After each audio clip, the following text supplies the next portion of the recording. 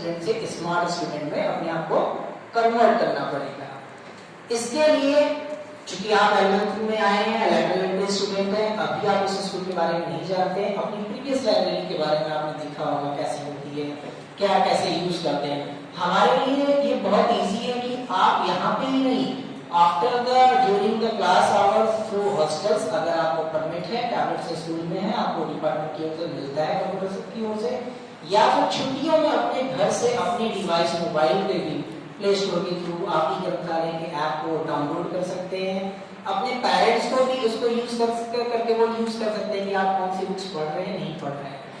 इसके बारे में अगर आप यूज करते हैं तो आपको जो यहाँ किताबें हैं जिनके बारे में you are not unaware of, तो उसको भी बहुत इजीली केवल कीवर्ड के माध्यम से भी सर्च कर सकते हैं। देखिए देयर इज मिस्टेक्स, अगर आप सोच रहे हैं कि गूगल पे हम कुछ कीवर्ड डालते हैं, कुछ भी डालते हैं, तो डिफरेंट टाइप्स की सर्चिंग हमारे सामने अवेलेबल हो जाती है। लेकिन अगर आपको ऑथेंटिक वेबसाइट नहीं पता हो तो सच में आप करेक्ट इंफॉर्मेशन नहीं पा पाते, जिसके लिए आप गूगल सर्च करते हैं। But library is very genuine place, जो भी रिसोर्सेज इस पे अवेलेबल है, जो भी आपको यहाँ पे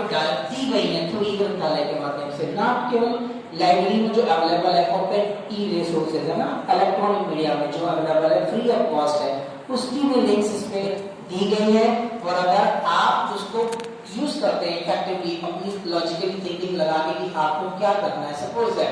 आपको फिजिक्स की या किसी पब्लिशर की या किसी ऑथर की बुक चाहिए, तो आप उसको पैरामीटर दिया हुए हैं, author wise, title wise, publisher wise, year wise, even बहुत सारे पैरामीटर है। गूगल पे केवल कीवर्ड करते हैं, यहाँ डिफरेंट पैरामीटर्स पे भी सर्च कर सकते हैं।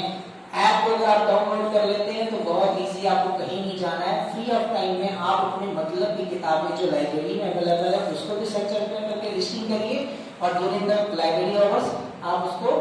इशू कर सकते हैं, है ना। अदरवाइज आप नॉर्मली ओपन रिसोर्सेज के थ्रू भी जब भी चाहें, सपोज दैट आपको नहीं पता कि हम रेगुलर कोर्स में एडमिशन लेट में लेना चाहते हैं, लेकिन आप ई ग्रंथालय में जाएंगे तो वहाँ पे आपको दिखेगा national digital library of India, आप उसको क्लिक करते हैं तो वहाँ पे आपको क्लास 1 से लेकर 12 तक की सभी क्लासेस की न सिर्फ text book, assignment, sample paper पढ़े, इवन वहाँ पे आईटी पल जैसे भी लिंक्स दिए हुए हैं, आप उसको अगर क्लिक करेंगे तो आपको चैप्टर वाइज, चूंकि आप 11th में, अब आपका कैरियर का टाइम है, आपको ये समझना पड़ेगा कि आगे लाइफ में आपको क्या बनना है। तो आप नेट हो, चाहे कैरियर हो या मैनेजमेंट हो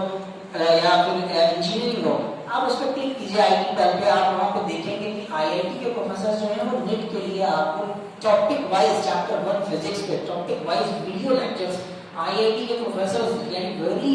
इमिनेंट पर्सनालिटीज जो है हमारे कंट्रीज के, उनके विजुअल फॉर्म में लेक्चर्स 1-1 आवर्स के दिए हैं। अगर आप अभी से 11th क्लास में आप उसको फाइंड आउट करते हैं या ड्यूरिंग द वैकेशंस भी देख लेते हैं, मुझे लगता है आपकी आधी स्टडी